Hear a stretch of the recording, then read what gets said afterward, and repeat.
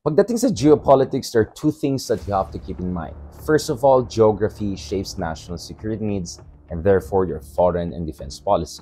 Kung ikaw ay isang landlocked country, iba yung national security needs mo kumpara sa isang archipelagic or island nation country, like the Philippines, for instance. Now, pangalawa, allies cannot be neutral in times of war. The reality is that pagdating sa panahon ng giyera, kung yung aliado mo is in the midst of a major crisis at namamatay sila, hindi mo pwede sabihin na, uy, neutral kami, hindi namin kayo tutulungan. Now, when it comes to Taiwan, those two elements come together for the Philippines. Unang-una, napakalapit ng Taiwan sa Pilipinas. In fact, Taipei, the capital of Taiwan, you can get from Manila to there with a flight of just over an hour. Now, if you want to go to any other major ASEAN capital, it will take 2 hours, 3 hours, or more. The other thing to keep in mind is actually when it comes to Taiwan, if an invasion of Taiwan happens, most likely, almost certainly, ang America, possibly also Japan and Australia will be involved. Now, Pilipinas is a treaty ally of the United States. So we cannot say, oh, we're going to be neutral. In fact, kung ikaw in China, you're going to more likely count that the Philippines will remain as a US ally and will help the United States in times of war if China decides to invade Taiwan. That's why malaking stake natin sa pangyayari sa cross-strait relations. Now, luckily, after the latest elections in Taiwan, yes, of course, nanalo yung party na ayaw ng Beijing. But the reality is that if you look at Tsai Ing-wen and now the incoming President Lai, both of them are statesmen. They do not want conflict with China. In fact, no Taiwanese wants conflict with China. And vice versa. China will talk tough, will threaten to invade Taiwan, will talk about reunification. But the reality is that China's economy is not doing very well. They have a lot of problems at home. And perhaps they're not in the mood for getting into a major war that could cause them even more troubles.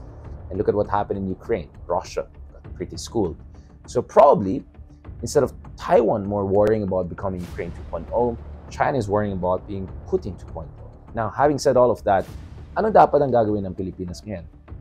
Now, when it comes to Philippines, I think we can reasonably feel confident na walang major war na mangyayari in the near to medium run.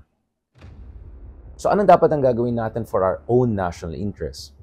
Well, obviously, dahil binubuli tayo sa West Philippine Sea, may interest ang Pilipinas to retain strong alliances not only with the United States, pero yung mga ibang like-minded countries katulad ng Japan or Australia who are either enjoying or about to enjoy status of forces agreement or visiting forces agreement style kinds of agreement with the Philippines. Now, the thing is this.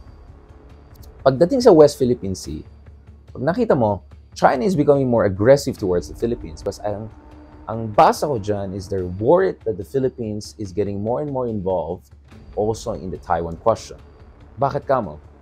If you look in the map, a lot of the new bases na binigay ng Pilipinas sa Amerika sa ilalim na Enhanced Defense Cooperation Agreement ay sa mga northernmost provinces natin. Cagayan, Isabela, and in fact, we have some bases that are extremely close to southern shores of Taiwan, just over 100 miles.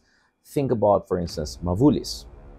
Now, the fear of China is that the Philippines will give Americans not only more access, but Americans the permission to put very heavy weapon systems in those areas as a potential storage or as a potential logistical support base for any operations against China kung na-invade ng China ang Taiwan.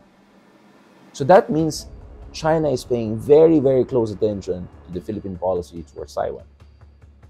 But this also gives us leverage. It is true na binubuli tayo lalo, especially kung titignan mo yung reaction ng China sa yung Inshol. Ang tagal na yung Sierra Madre dyan, pero ngayon biglang aggressive ng China big time. Sa aking palagay, they're doing that in order to make us think twice about building up our security cooperation with the United States. Now, that gives us a leverage because ang pwedeng gagawin ng Pilipinas is to say, okay, hindi mawawalang ETCA, hindi mawawalang alliance natin with America because hindi naman kami, hindi naman kami, fools. Alam natin na kung wala tayong backup and allies, kung one-on-one lang with China, good luck na lang. And aasa tayo sa ASEAN or United Nations? Well, tell me about that.